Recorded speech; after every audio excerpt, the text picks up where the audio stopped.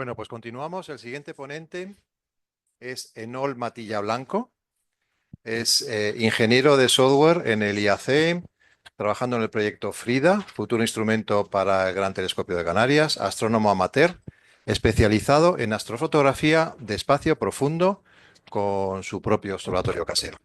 Colaborador en la SPMN, eso no sé qué es. La red de detección de bólidos y meteoritos de España. Muchas gracias. Y en el proyecto SASDABA, que ya por supuesto lo conocéis. Pues muchísimas gracias, Enol, y te cedo la palabra. Muchas gracias. Mi charla va a ir un poco separada respecto a lo que es el conjunto entero de espectroscopía, porque como dijo Tofu antes, va más centrada en el análisis de nebulosas planetarias en filtros de banda selectiva y no tanto en espectroscopía como tal. En este caso, ha sido una colaboración con el IAC80. Vamos a presentar los datos que se han obtenido a lo largo del año pasado durante una colaboración PROAM entre SASDABA y el IAC, con este telescopio en particular. Es el IAC80, está arriba en Izaña, en la isla de Tenerife, en el observatorio. Tiene 82 centímetros de diámetro y 9 metros de focal. Hemos utilizado dos instrumentos distintos que son Camelot 2 y Caronte. Camelot 2 es una CCD con un píxel bastante grande de 15 micras, mientras que Caronte es una CMOS con un píxel bastante más pequeño, pero que para poder equilibrar con las condiciones de SIN y la falta de óptica adaptativa en este equipo, porque no tiene óptica adaptativa por el pequeño diámetro que tiene y demás, hay que hacer binning porque la resolución real a bin 1 es 0,034 arcosegundos píxel. Entonces está muy por debajo del SIN. Y vamos a hacer una pequeña comparativa con lo que sería un equipo amateur. Por un lado tenemos el telescopio grande que hemos podido utilizar gracias a la colaboración, pero por otro lado yo de forma personal también colaboro con SASDABA con mi propio equipo, que lo tengo montado pues nada, en la azotea de mi casa, en una pequeña caseta, un observatorio casero, y es de lo más asequible que se puede conseguir, que es un Newton barato, que se puede conseguir por menos de 300 euros seguramente, un Skywatcher 130 PDS con solo 13 centímetros de diámetro, 650 milímetros de focal, es un F5, y la cámara sí que es una CCD porque para tema de ciencia es bastante más sencillo calibrar y utilizar CCDs que las CMOS modernas, aunque a día de hoy sí que se usa mucho CMOS porque es lo que hay. Conseguir CCDs es bastante complejo y suelen ser más caras. La primera comparativa básica es qué campo tenemos con cada uno de los equipos. Por un lado tenemos un telescopio con 9 metros de focal, que sí que es cierto que utiliza detectores con sensores mucho más grandes de los que solemos tener para los equipos normales. Nuestros equipos de nivel usuario pueden tener normalmente sensores de 1 pulgada, como la 183, como la ATI 460 que uso yo, de 4 tercios, como puede ser la 294, o ya sensores más grandes APS-C o full frame, como pueden ser la 2600 o similares. En este caso, los telescopios grandes suelen utilizar sensores ya de formato medio, de formatos más grandes aunque en formato medio. Entonces equilibran un poco el gran campo que tiene el detector con la larga focal que tiene el telescopio. Aún así, con nuestros equipos solemos tener mucho mayor campo de los que tienen los telescopios profesionales. ¿Pero en qué ganan ellos? Nosotros tenemos más campo, pero ellos pueden alcanzar mucha más resolución que con los equipos nuestros, sobre todo por la localización en la que están esos equipos. En este caso es una comparativa a 1:1 de la resolución real que da tanto mi equipo como el IAC80, ambas tomas con el filtro de selectivo de H-alfa, pero un dato bastante curioso es que como ellos utilizan un filtro de menos de 1 nanómetro para el H-alfa, es de 0,8 nanómetros, y el telescopio en sí es un F11 también, es bastante oscuro dentro de lo que cabe. El SNR de las tomas desde mi casa es un pelín superior al que te da el IAC80, pero el detalle no tiene comparación, eso se puede ver a simple vista. Activa los vídeos, mueve el ratón y encima de cada uno tendría que salir la flechita. Sí, y el otro lado también. ¿Cómo es una noche de observación en uno de los telescopios profesionales? Pues lo bueno que tiene es que tienes calefacción, estás metido dentro de lo que sería la caseta, Normalmente nadie te molesta, no tienes luces parásitas ni nada, aunque sí que podemos ver en el de la izquierda cómo había las lucecillas de la gente subiendo al Teide por la noche haciendo ruta, pero lo que es dentro del observatorio en sí está todo controlado para que no haya ningún tipo de luz que pueda molestar las observaciones.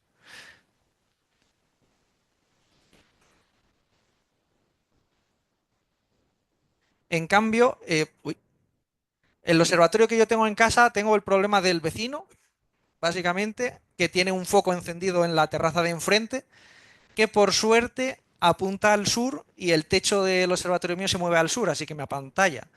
Pero sí es cierto que normalmente los observatorios caseros suelen tener peores condiciones de cielo que un observatorio profesional.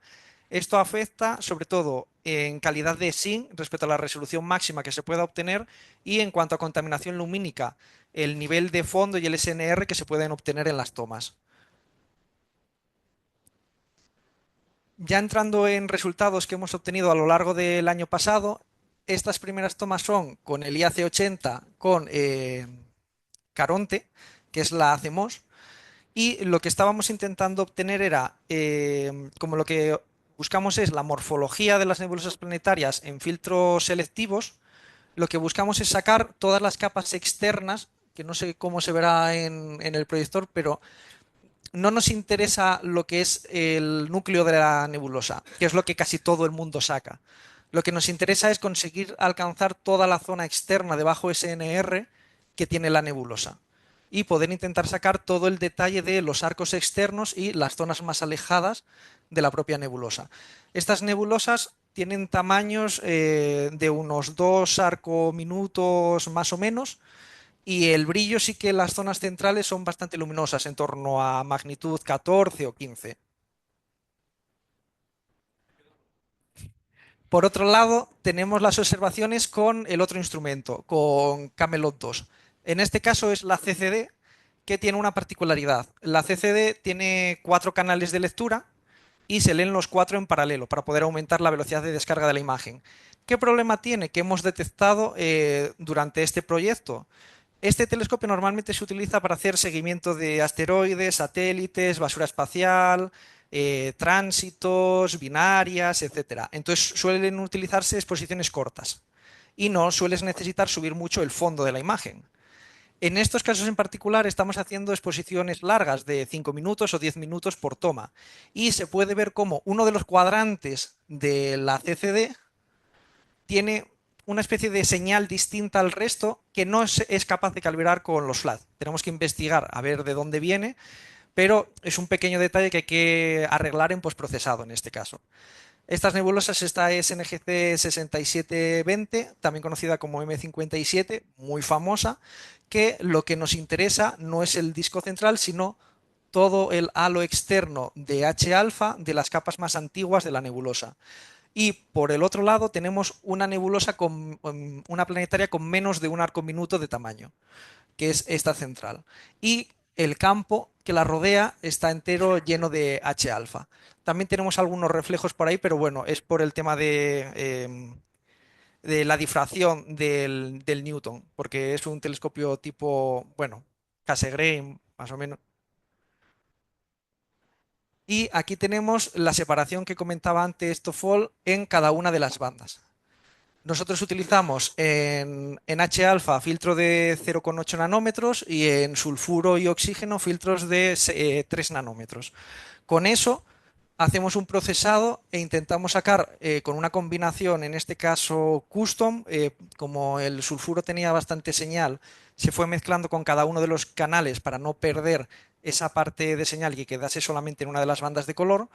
Hemos hecho el procesado para poder ver cómo la estrella central y toda la zona de la nebulosa que lo engloba, incluyendo el ligero arco de oxígeno que se ve en la zona exterior. Por otro lado, tenemos los telescopios amateurs. Con los telescopios profesionales no puedes sumar mucho tiempo porque tienes que dividir el tiempo de observación entre varios proyectos o varios investigadores que tengan cogido el tiempo. En cambio, con equipos amateur normalmente no suelen colaborar con más de un proyecto o tienen más disponibilidad para sumar horas a un solo objeto. Estos que muestro aquí, el de la izquierda tiene 20 horas de exposición total a lo largo de varias noches y el de la derecha tiene unas 15 horas de exposición, porque el tiempo, aunque sea Tenerife, no es siempre bueno, entonces hay que coger lo que se puede. En este caso tenemos la nebulosa conocida como Ojo de Gato, que es muy famosa porque la zona central ha sido fotografiada por el Hubble con muchísimo detalle, pero lo que a nosotros nos interesa otra vez no es la zona de la nebulosa central, sino toda la capa externa que rodea a esta nebulosa.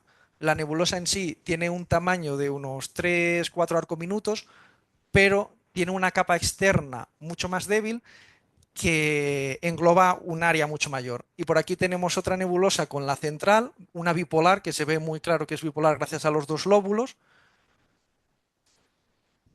Y lo que podemos hacer es integraciones como esta de más de 50 horas.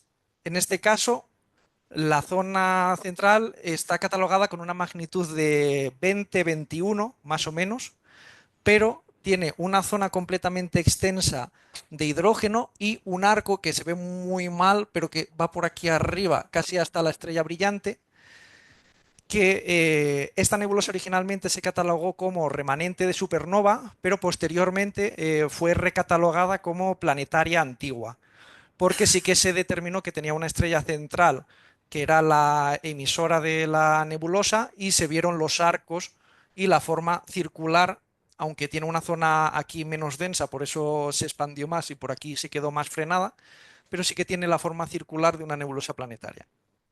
Esto con un equipo profesional costaría muchísimo dinero y seguramente varios años para que te diesen el suficiente tiempo de exposición como para poder llegar a esas magnitudes. Pero también puedes utilizar equipos más pequeños aún. Esto está hecho, en lugar de con el 130 que mostré antes, con un refractor cortito, con un 80 milímetros nada más. ¿Qué necesitas? Tiempo de exposición. Son otras 20 horas de exposición, unas 10 para el H-alfa y otras 10 para el oxígeno, más o menos, para poder sacar lo que son los lóbulos externos de M27, de la nebulosa Dumbbell. Y aquí tenemos para qué se pueden utilizar los datos. Todas estas imágenes planetarias que hemos ido viendo a lo largo de la presentación se han cedido todas al proyecto SASDAVA para que sean analizadas. Y aquí tenemos el análisis de Abel 21. Esta nebulosa, lo mismo. La zona central tiene una magnitud de en torno a 20,5, si no recuerdo mal, pero tiene un halo que se extiende más o menos hasta aquí en el H alfa, en una zona de bajo SNR. Y el profesor Toffol hizo el análisis de esta nebulosa para sacar el sistema bipolar con la estrella central y todos los arcos de emisión que tiene a ambos lados, así como el mapa polar de la nebulosa. Con esto y el espectro que pueden obtener a través de un Star Analyzer o el DADOS o demás instrumentos, pueden hacer la correlación entre la morfología y el espectro de la nebulosa. Y con esto os animo básicamente a que siempre que podáis colaboréis con proyectos abiertos como puede ser SASDAVA, porque aunque no lo parezca, cualquier dato que se pueda obtener, si está bien calibrado, siempre puede ser útil, ya sea para un proyecto o para otro. Por ejemplo, muchos investigadores a día de hoy publican en papers con imágenes cedidas de amateurs a las cuales se las solicitan. O por ejemplo, en la revista de astronomía muchas veces se utilizan imágenes de amateurs para acompañar a textos científicos. Entonces, es bastante útil que cualquier persona pueda, con un equipo, aunque sea muy básico, como vimos antes con el refractor de 80, siempre que sume suficiente tiempo y esté bien calibrado, al final se puede utilizar para ciencia, que es lo importante, poder apoyar un poco, aunque sea con un granito ahí, a lo que es el mundo científico. Y con esto, cualquier duda que tengáis,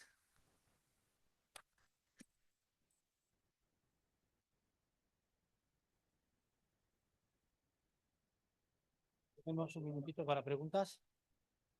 por aquí delante. A ver, una pregunta, ¿no? La colaboración con el IAC 80, ¿cómo se estableció? O sea, Ahí tuvo que haber un operador de telescopios, tuvo que haber tiempos, tuvo que haber un proyecto, tuvo que haber una petición. ¿Cómo fue? El IAC 80 2 veces al año abre solicitudes de tiempo para proyectos. Tú puedes mandar una solicitud de tiempo de observación con una planificación de, mira, quiero observar esto y esto y esto durante tantas horas o tantas noches para este proyecto o porque se va a intentar hacer ciencia de tal forma. Y hay un comité que analiza todo el tiempo que se ha pedido y lo va distribuyendo entre la gente que haya pedido tiempo. En este caso en particular, yo ya estaba dentro del proyecto SHASDABA y como había tiempo disponible, dije, a ver, sería muy interesante para el proyecto SASDABA poder utilizar datos de un equipo profesional. Entonces yo mismo hice una solicitud al IAC 80, o sea, al grupo de solicitud de tiempos, con, mira, vamos a analizar nebulosas planetarias, se van a utilizar para el proyecto SASDABA y necesitamos tanto tiempo para poder observar tantas nebulosas. Más o menos eran unas 2 o 3 nebulosas planetarias por mes.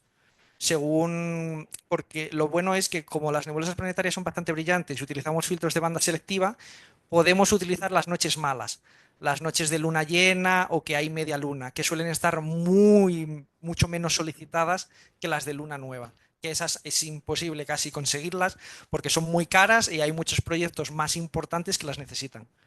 Gracias a que las nebulosas planetarias son bastante brillantes y a la selección de filtros, pues sí que podemos buscar objetos que con luna llena, alejándonos un poco de la luna, unos cuantos grados, se puedan observar. Tenemos tiempo para una pregunta más. Sí, pues nada. Muchísimas gracias, Enol. Gracias.